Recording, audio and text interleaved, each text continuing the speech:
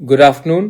जब तक मैं ये फेसबुक लाइव कर रहा हूँ, शायद आपको अभी खबर भी मिल चुका है कि ऑनरेबल सुप्रीम कोर्ट में आज एफिडेविट देकर एक बात तय हो चुका है कि फर्स्ट वीक ऑफ सितंबर के लगभग आसपास में एडीसी इलेक्शन 10 साल के गैप में, ऑलमोस्ट 10 साल 5 महीने के गैप में, मतलब कि कितना कितना दिन हो गया, उसके गैप के बाद अब वीसी इलेक्शन हमारे एडीसी एरिया में होगा। ये आसान नहीं था और अगर आप हमारे आम जनता का सपोर्ट मेरे साथ नहीं रहता तो मैं शायद कब का हार जाता।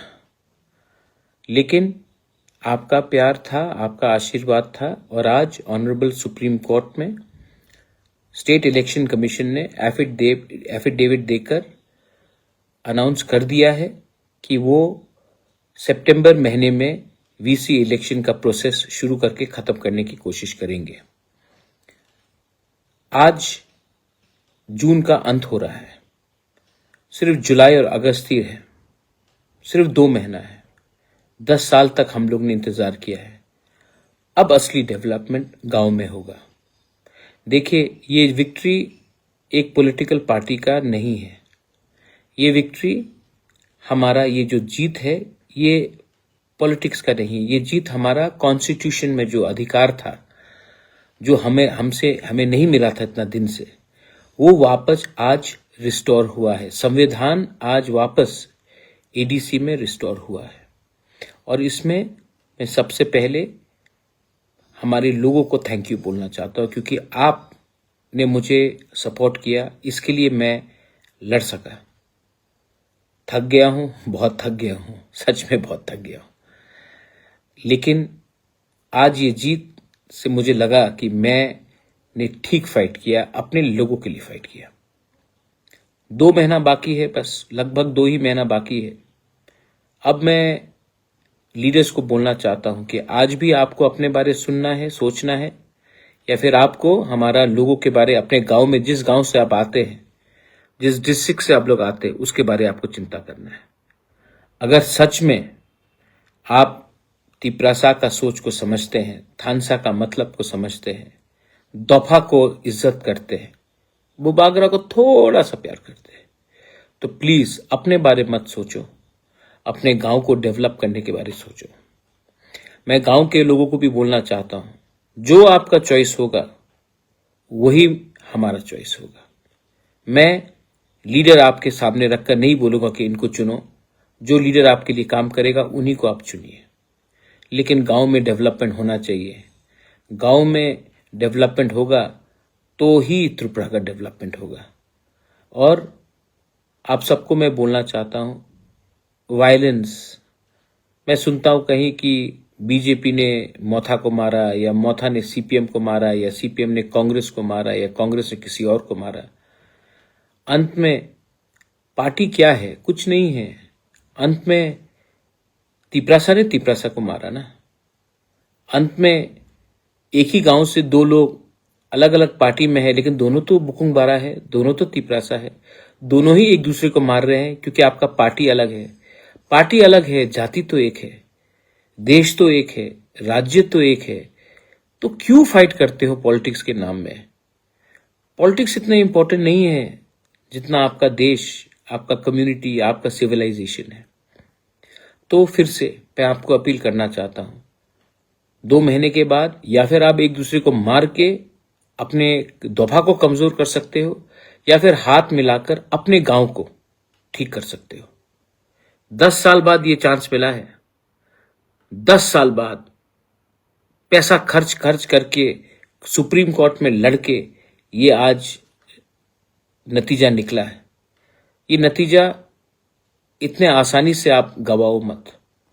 प्लीज सोचो, अगर आपके गांव में बिजली, रास्ता, सुविधा होगा तो ये फायदा आप ही का है, कोई पार्टी का नहीं है, आप ही का है। और जब तक आप दोफा को पहले प्यार करोगे, पार्टी के बारे में बाद में सोचो, धर्म के बारे में बाद में सोचो, पहले सबको एक होना है, तभी हमारा डेवलपमेंट होगा, बच्चे का भविष्य ठीक होगा। ये फाइट बहुत लंबा रहा, मेरा बहुत पैसा गया, मैं थक चुका हूं।